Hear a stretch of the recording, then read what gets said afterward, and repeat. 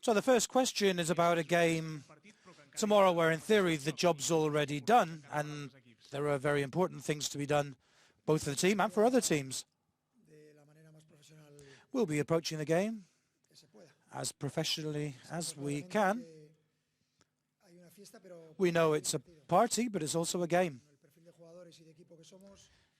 With the kind of players and team we've got, our interest is to do well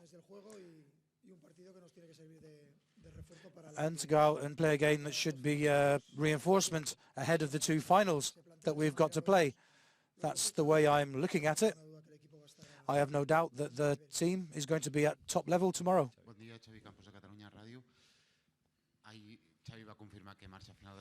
Talking about Xavi and his announcement yesterday.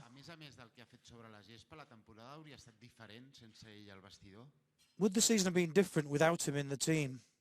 Of course. Without you being here as a member of the press as well, he says it would have been different. But I think we've spoken about Xavi infinite times. He's now made his decision. He said what he feels, what he thinks is correct for himself. Unfortunately, it's a decision that players, when they get to a certain age, have to make. Talking about Xavi, I think we've done that hundreds of times before, everything that he means for the team and what he will mean for the team in the future. But I think this is the right time. He's got time to say goodbye to the Camp Nou and hopefully he can be given the best farewell possible.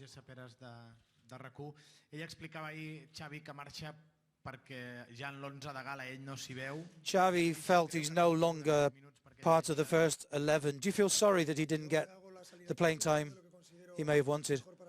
I just pick whatever 11 I think is best for the team.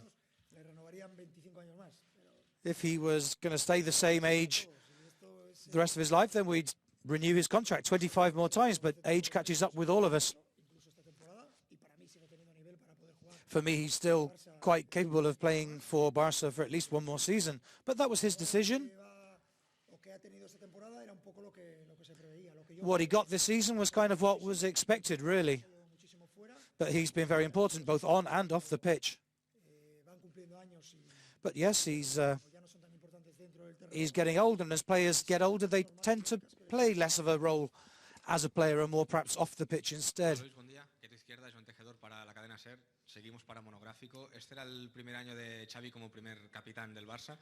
This was Xavi's first season as first captain.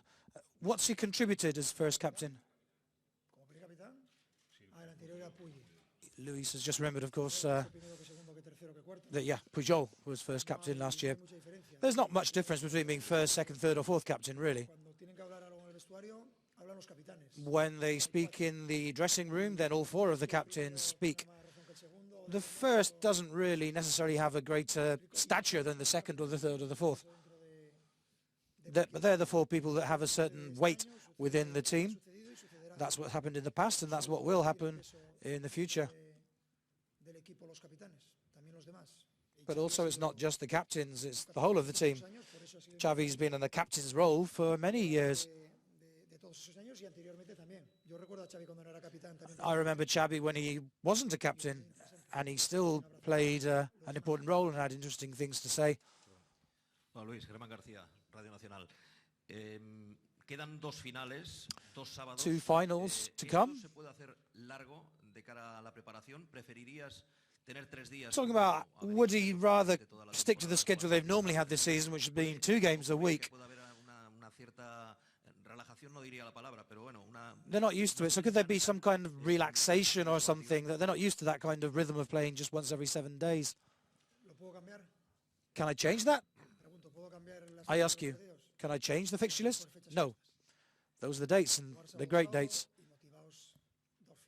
It's great to play each Saturday, and we've got 2 finals, unrepeatable occasions.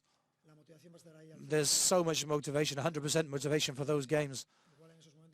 If anything, too much. And what I have to do is calm them down and not get them too emotional. We've got a chance now to finish the season in the best possible way. I have no doubt that the level of motivation is going to be Perfect. Bartomeu dijo ayer que cree que sabe que vas a seguir la próxima temporada. Bartomeu, the president, hinted yesterday that he knows that Luis Enrique is going to be staying. Have you confirmed to the president that you're staying? I have nothing to comment on that matter. I'm thinking about 3 games, 1 in the league and then 2 finals. That's all I'm interested in talking about right now. I've not got anything special to say on the matter anyway, but I'm not going to speak about that until the end of the season. Is tomorrow a game for some of the perhaps less regular players to get a chance? And is this the chance for Thomas Vermaelen to come out and play in his first official match? Yes and yes. 2 questions and 2 very emphatic yeses. Siguiendo con un poco lo especial del partido y sabiendo que no das nombres ni pistas de quién. You're not going to tell us your squad for tomorrow? Sí, por eso. Xavi será titular mañana. But will Xavi start tomorrow? Yes.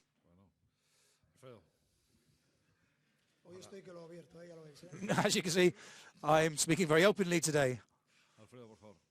Hola, buenas tardes. Luis Alfredo Martínez, Onda Cero. Un poco en la línea de lo que decía Germán, una de las claves del equipo es que ha mantenido una gran regularidad, un gran tono físico. Talking about how the team has been consistently fit this season. Normalmente soy superiores al rival. ¿Entiendes que el equipo va a mantener ese tono que terminará fuerte de aquí al 6 de junio? And you think they can maintain that strong fitness situation until the 6th of June?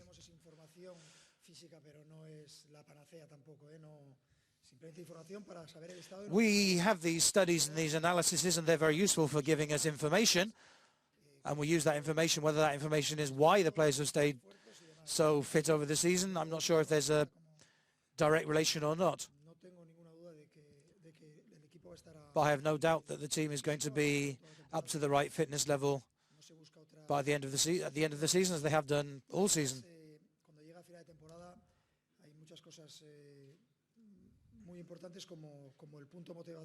And as you come towards the end of the season, there's always this added element of motivation. When you get to these games, your legs just run on their own.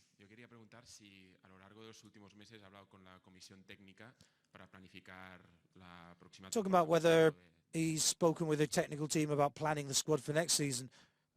No, is the answer. Aquí Luis, del Diario Sport. Yo quería preguntarte, tú que has coincidido con Rivaldo, con Ronaldinho. Rivaldo, Ronaldinho, Ronaldo. Ahora que entrenas a Neymar. Now you're training Neymar. En este momento ya ha alcanzado ese nivel. Has Neymar reached that level? Oof, I don't know. I really don't know. I couldn't really say. We're talking about Rivaldo, we're talking about Ronaldinho, we're talking about Ronaldo. Oof, those are all great, exceptional players, and Neymar, without doubt, is another one. But I couldn't want to evaluate which one is above who. They're all spectacular players, great goal scorers. Perhaps that's the aspect of football that's most valued. But spectacular players, all of them Brazilians. But do I have to say which one was the better? If there is any. Or even below? I don't think there could be. But Buenas tardes, Andrés Corpas, del diario El Mundo. Teniendo en cuenta lo que significa ser entrenador del Barça, no sé si usted nota que se produce desgaste en el cargo y si es así, ¿en qué aspectos? Talking about whether being manager of Barca has caused any kind of wear. Of course, that's only natural. But I can say, look, hey, you guys have also got older this year. I'm not the only one getting older here. We're all a bit older than we were 12 months ago. I mean it, I mean it. People say, oh, you look so much older. We all do. That's life.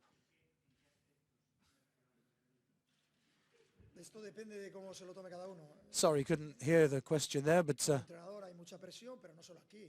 as a manager here, there's a lot of pressure. And also there's a lot of self-imposed pressure. So I like to create even more pressure. But yes, it's been a hard year. They are intense seasons. Después de ganar el título en el Calderón, se han visto muchas imágenes de la celebración, se ha visto Pictures of the celebrations after the Atletico Madrid win. staff técnico, bueno, en fin. Me gustaría saber si una de las claves de haber llegado hasta aquí es la unidad que se ha demostrado. And whether one of the keys to this team is the unity between the squad and the coaches. You saying unity? Que se ha fortalecido. Of the squad, Perdona, desde el inicio de temporada yo he visto unidad. Ever since the start of the season, I've seen unity. Muy buenos compañeros dentro. The players get on with each other very, very well. There's a great vibe between the players. The players that have joined the squad have joined in with that. I've always seen an excellent sense of unity in this squad. Quería preguntarle, en dos finales, en dos partidos donde la afición está dividida por números. We've got two finals where there's going to be 50-50 as far as the supporters. And he's talking about what he expects from the Juve supporters. Los partidos de Copa que tuve la fortuna de vivir algunos, bueno, son partidos muy especiales, todos los jugadores siempre han dicho y como entrenador me imagino que será igual. No, as I've seen when I played against them when I was in Italy, I mean, it's a very, very special team. Para cada equipo, con lo que eso significa y con la importancia que tiene saber que cualquier error pues se paga y que son partidos. And these are games where every error is paid dearly. These are games to be enjoyed and to be lived intensity. Y recuerdo de la afición de la Juve, pues bueno, un poco en la línea de las aficiones italianas. Juventus have the same kind of supporters as Italian clubs do. De jugar allí, bien, en la misma línea de aficiones. Yeah, I'd say they're a similar set of passionate supporters as you get in Italy. A este nivel ya estamos todos acostumbrados. But at this level, we're all used to that kind of thing. Athletic Bilbao also have a very noisy, warm set of supporters. It was a year since he signed his contract yesterday. Did you imagine that you'd finish the year on the verge of winning the treble? No. Not, but that's really because I don't set myself that kind of objective. I just try to do the job as well as I can. To try to be contesting titles. That was the objective, and you just always hope for the best, but seasons don't always work out the way you want them to.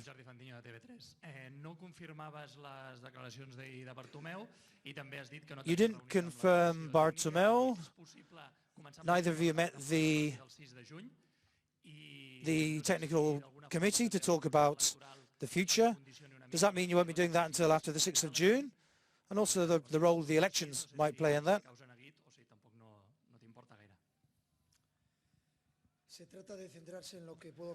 What I do is focus on what I can control at the moment, which is the games that we've got left to play. You can start planning for the season from the 6th, from the 20th, and we've got all of August. I don't really have anything to say on that matter. Again, it's an first year.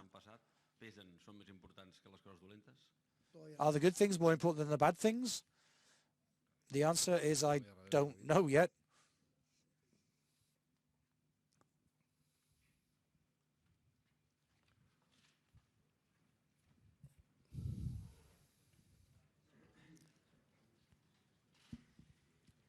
Hola Luis, muy buenas. David Bernabeu de Deportes 4. Sabemos desde hace tiempo lo que piensas de Dani Alves, futbolista. We know what you think about Dani Alves. Pero se empieza a hablar incluso de ruptura de las But negociaciones. people are talking about the negotiations breaking down.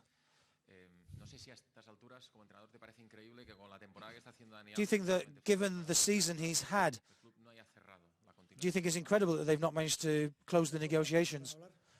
The two sides still have things to say.